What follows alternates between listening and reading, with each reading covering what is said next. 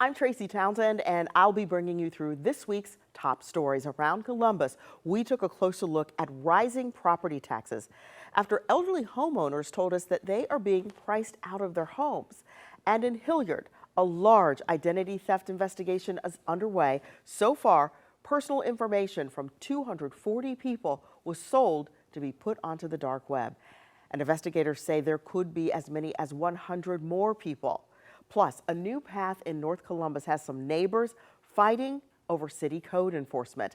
Neighbors in that community received notice that they are required to maintain grass along a new shared use path. Here are some of the week's top stories. Sherry Smith has called this house home since 2000, and she dreams of staying forever.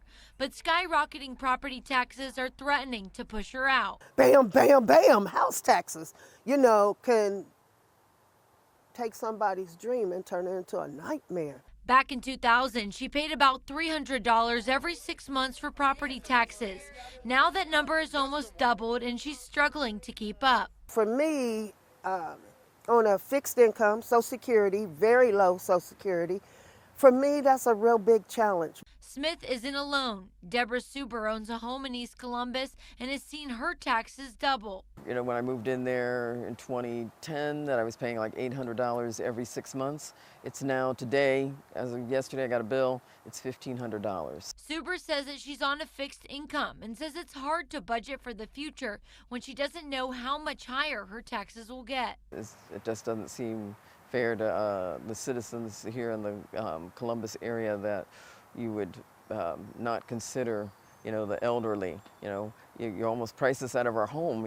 Michael Stinziano, the Franklin County auditor, says property taxes are made up of a property value plus your taxing district. He says when people go to the polls, they should consider how the levy will affect their taxes. So it runs the range, school districts being one of the largest benefactors, but also social services, police and fire levies. There are ways to save on your property taxes. First, if you are elderly or permanently disabled, then you can apply for the homestead exemption. That exemption will shield the first $28,000 from taxes. Also, if you think the market value of your property is not correct, then you can go to the Franklin County Board of Revision and complain. You have to bring evidence that your property value is lower than estimated. Smith says she hopes that she can keep her home and live out her dream without having to decide between a roof over her head and food on her kitchen table. We're seniors and we really want to have a better life at the end of life. We don't want to be struggling and trying to decide if we're going to eat a meal today or we're going to have to save that $10 to put towards the tax money we owe. Reporting in Columbus, Tara Jabor, 10 TV News.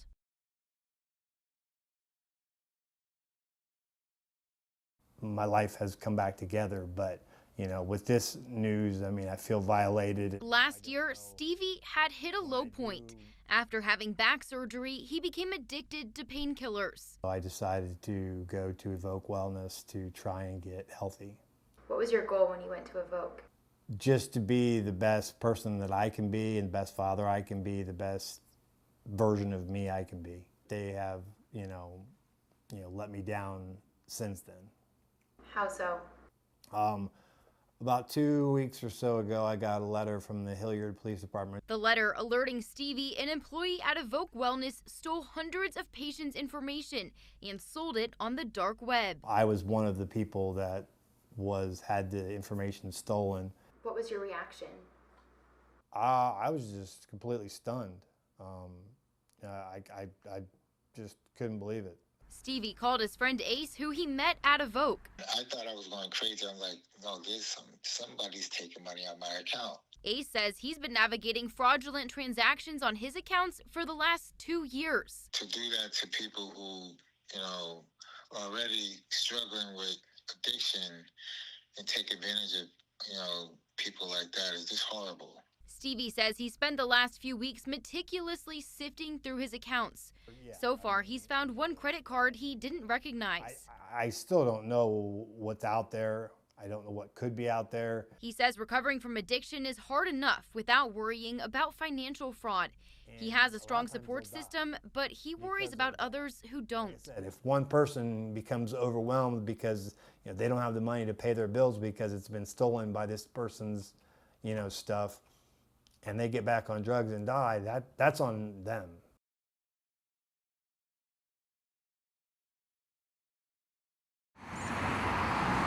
Along a section of Worthington Woods Boulevard in North Columbus, you'll find a new shared-use path that neighbors say has left them with a very singular problem. As you can see, it's quite a difficult mow. A responsibility to maintain the grass along both sides of this public path with the threat of consequences if they don't comply. We all just got orange notices taped to our front door saying that we're responsible for this, and if we don't take care of it in 10 days, we'll be fined by the city. David Leggett says he's never been held responsible for mowing this area before. Now in his 70s, he fears mowing along this busy stretch of road, which is where his neighbor, Kimberly Reiner, cut in. The big thing right now is just to help David so that way he can avoid a fine from the city on something that should not have been dropped on him. 10 Investigates emailed the city for answers. A spokesperson for the Department of Public Service said a right-of-way clause in the city code means homeowners have to maintain that land even with a public path cutting through it. It's a rule Reiner thinks should change. They haven't taken care of any of this property or easement for years, and now they just drop it on the residents here as if it's something that should have been theirs all along. She also emailed the city asking for safety equipment, barriers, or liability protections. And as she waits to see if they can cut through that red tape, she'll continue her work along Worthington Woods Boulevard. I also asked the city about those safety concerns in my email, but they did not acknowledge that question. Instead, a spokesperson told me they're planning to expand these kinds of walkways across this area and across the city. In Columbus, Rochelle Aline, 10 TV News. If you drive anywhere along the west side of I-270, really around that Hilliard-Dublin stretch, you probably know how dicey things can get and how fast drivers can go sometimes. Moving into summer, officers with the Hilliard Police Department tell me they're really working to slow people down. 2 weeks ago, during their traffic enforcement blitz, Hilliard police clocked one driver going just under 100 miles an hour along the northwest corridor of I-270. Members of law enforcement across 270 on the west side say they will be increasing patrols in that area this summer to catch drivers going too fast. Right now, police aren't necessarily looking for drivers going a few miles an hour over the speed limit, rather drivers going significantly faster than other cars, especially late at night. This coming after officers say they've heard an overwhelming number of complaints, especially as the weather warms up. Meantime, if you're on the freeway and notice a driver coming up behind you, do your best not to panic. Some things are out of your control, but what you do have in your control is, keeping proper whereabouts of where your vehicle's at in the lane and your speed. And then once it's safe to do so, you can notify law enforcement. And these traffic enforcement blitzes, like the one that happened 2 weeks ago, are going to be a regular thing throughout the summer, happening both during the nighttime hours and even during the day. Reporting in Hilliard, Amy Steckerwald for 10 TV News. Rico Pet Recovery has been helping take care of the almost 30 dogs. They told us that when they got the dogs, most of them were in poor condition. 27 Chinese crested dogs are now in the care of Rico Pet Recovery and foster homes. The nonprofit says the dogs came from a hoarding situation on the west side. We started getting these dogs in batches of like 7 and 8 at a time. And so as we took them in, we started to realize that, their conditions were, less than ideal. The dogs came to Rico Pet Recovery in need of some serious care. Marcy Dopp says their fur was matted and each dog had serious dental issues. There were several of them that had ear infections, a variety of parasites we treated for. Skin infections. Now the dogs are recovering. Caitlin Keegan is taking care of 2, Larry and Ollie. She says she was heartbroken when she got the dogs. Some of them have never been outside. They've never drank out of a bowl. Never been on a leash. Never been on a leash. The good news is that all of the dogs are now doing well and either adopted or in foster homes. Job says slowly they're becoming normal pups. They're shy. A lot of them are still trying to figure out what's going on. They were obviously under-socialized. Dop says if you notice someone may be neglecting their animals, call someone. It could save them. You see something, say something. I mean, we've been involved in other hoarding cases before, and the only reason that many times we can come in and help is because somebody speaks up. Enrico Pet Recovery is still looking for people to adopt these dogs. We'll have a link on our website, 10tv.com, on what you can do to help. Reporting in downtown Columbus, Tara Jabor, 10TV News. The DEA wants young people to remember this message: one pill can kill. While drug overdoses are down in Ohio, the potential of taking a pill laced with a deadly drug remains. What does the tip of a sharpened pencil have to do with the deadly drug called carfentanil? The DEA says this amount could kill hundreds. This is enough to kill one. You're talking literally about a micro dosage unit, literally a speck of dust that could fit on the tip of a pencil. Agent Brian Mulcahy says drug dealers are concealing carfentanil in legitimate-looking pills like these, making it impossible for the user to determine if it's fake oxycodone or real Adderall. So the lesson is, if someone's giving you a pill, don't take anything unless your doctor's prescribed it. Yeah, unfortunately, that is the message.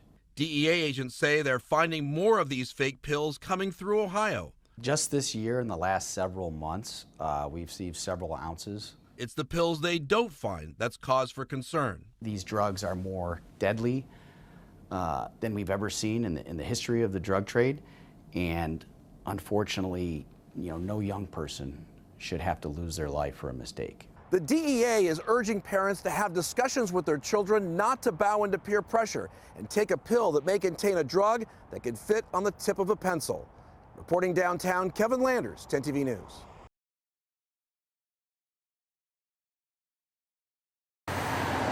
It was here on State Route 16 back in April 1989 when an ODOT crew discovered the body of 71-year-old Helen Stewart inside her car. Police believe she had been sexually assaulted and killed the night before. For 36 years, Helen's family has waited for justice. I would like to see this come to an end.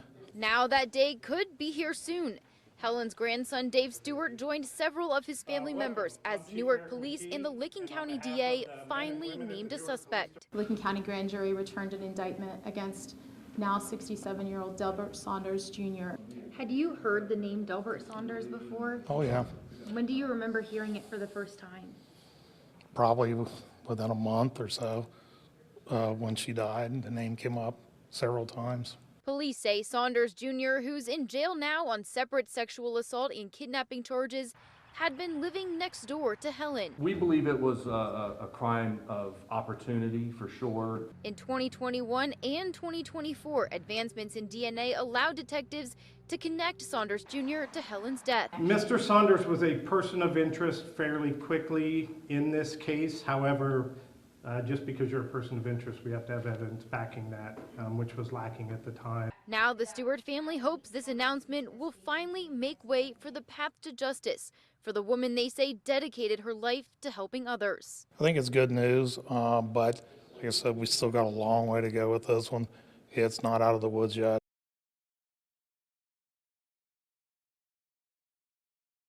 If you are breaking and entering into my country unlawfully, you don't belong here. Inside the State House, I could easily get picked up today because of the color of my skin. What due process would I have under this? the issue of illegal immigration took center stage. If it is unlawful for an individual to be in the United States, it is also unlawful for them to be in the state of Ohio. The bill these lawmakers are debating. Ohio is estimated to have over 118,000 undocumented immigrants, accounting for nearly 20% of the state's immigrant population. Is the proposed America First Act. The sponsors believe it can stop the Los Angeles immigration protests from happening here. Let's just look at Los Angeles over this last week. We are better than California. We can do better than that. We ought to do better than that. Under the bill, Ohio law enforcement would be required to report anyone detained for unlawful presence to ICE or else. Provisions to require law enforcement agencies and detention facilities to cooperate in the enforcement of federal immigration laws and imposes penalties on subdivisions that refuse to do so. Immigration attorney Brian Burke has practiced immigration law for 14 years. He says the bill faces legal questions about states attempting to enforce federal immigration law. The more concerning part of it is the penalization or criminalization of unlawful presence in the United States, which is something that makes my head spin. We asked why. Under federal immigration laws, it is not a crime to be unlawfully present in the United States. It's an immigration violation. It's not really listed as a crime. Under the bill, those detained by ICE would receive a 72-hour window to get out of the state once they're released. And it would give people a 90-day window for those seeking asylum and those in need of a visa extension. Kevin Landers, 10 TV News. Thanks for joining us for Around Columbus, where we share impactful stories from across Central Ohio to keep you safe and informed. For more news, be sure to download our free 10 TV News app.